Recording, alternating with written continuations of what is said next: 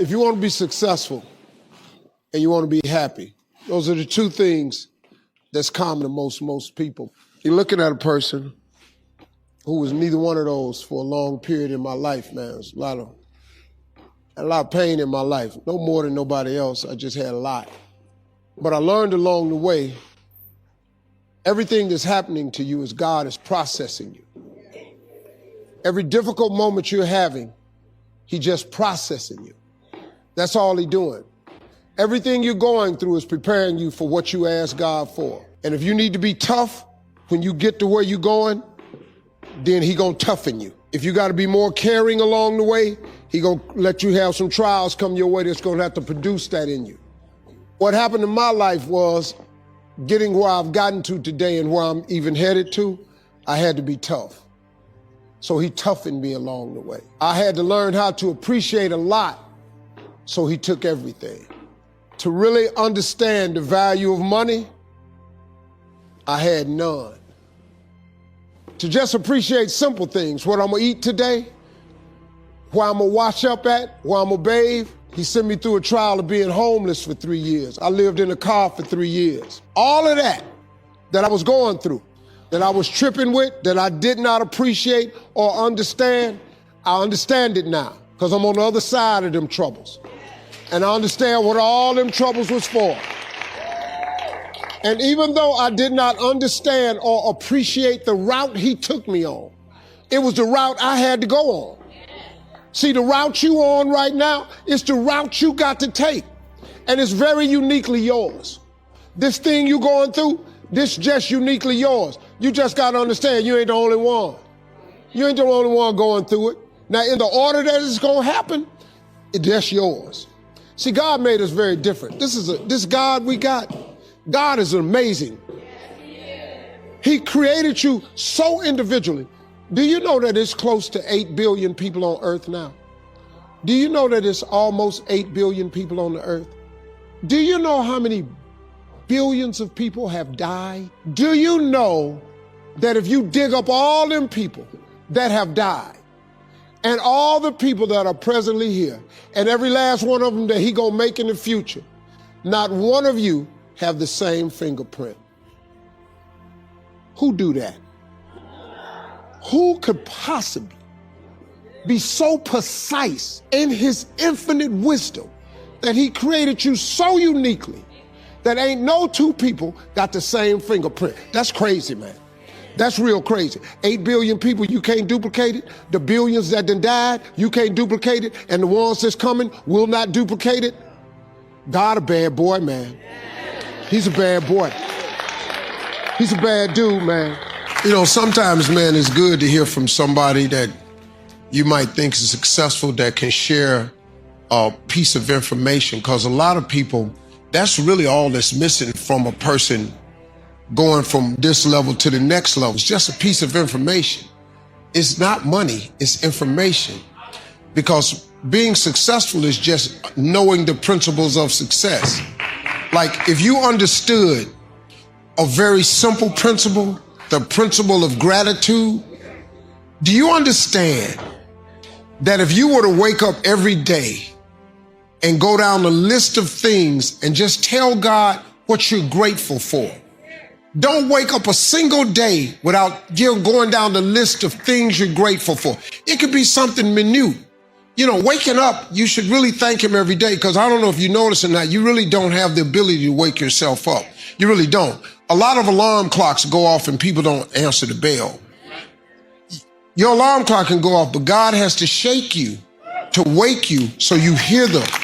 That's, you know, it's not the alarm clock. So if you wake up every day and you go down the list of things that you're grateful for, what God does in return is He gives you more things to be grateful for, because He's a very wise and generous God, right? If you're not grateful for the things I've given you and you have no gratitude for it, and that seems to be really mundane to you, it's burdensome, why would I overload you with some more stuff that you ain't grateful for? See, gratitude, man, people don't understand how important that little thing is. Even if you don't have a plan, even if you don't know what your next move is, If you just woke up every day and just thanked him for just all the things you can go down, the next day, the very next day, he promises you that he'll give you more to be grateful for. You'll be stunned how that, just change that one little thing. Show gratitude and then watch him give you a whole lot more stuff to be grateful for. It's not a day that I'm not able to add something else to the list.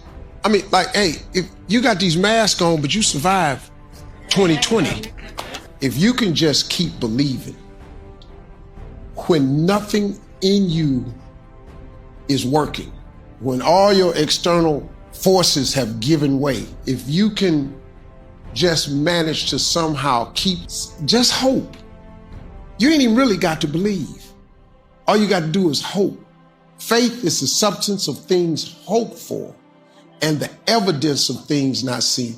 You just got to hope. Sometimes you ain't strong enough to believe, but you can always be strong enough to just hope. Man, I hope God come get me. I hope I make it.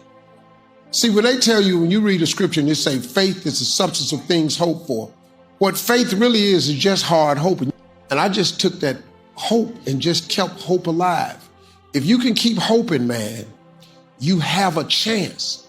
You just can't become hopeless. The devil is busy, man. The devil has one job. That's to rob you of your destiny. That's his only position in life. He don't care if you get money, a car, a house. As long as he can rob you of your destiny, that's the devil's whole mission in life. He just want to rob. He just wants you to not be what God made you to be. But if you can remain hopeful in spite of all adversity, like it was times in my car, man, I felt like quitting. I felt like giving up. You got to know, living in a car is not a simple task, but I just, some days I just said, man, oh God, I hope something happens. Come on now. If you could just go to bed and just wake up tomorrow, every time you wake up, that's a sign from God that he ain't through with you yet. See, that right there, as long as you waking up, he's saying to you, I ain't through with you yet. He just waiting on you to turn and see what it is. But you gotta turn to God because he gives us choice. You gotta turn to him. You gotta ask for help. Like if you can't figure your life out, you gotta ask God, why did you create me? You just need two most important days of your life, the day you born, the day you figure out why. You just gotta ask God why. You don't have to keep tripping. You really don't. Because he's your creator. He know exactly why he created you. I just knew early on that I was born to be something special. I did not know what it was though. I mean, man, I was just living my life. I had no idea, but I had a lot of people along the way. You different. Quit hanging with them. I had a teacher came to my house one day. It was a gay psychology teacher named Ray Davis. He came to the hood, and I went to an all-black elementary, all-black. I'm old, before busing or anything. So all my schools were all black, deep in the hood. He came to my house in the 11th grade at night. No white people came to my neighborhood at night. I lived deep in it, right?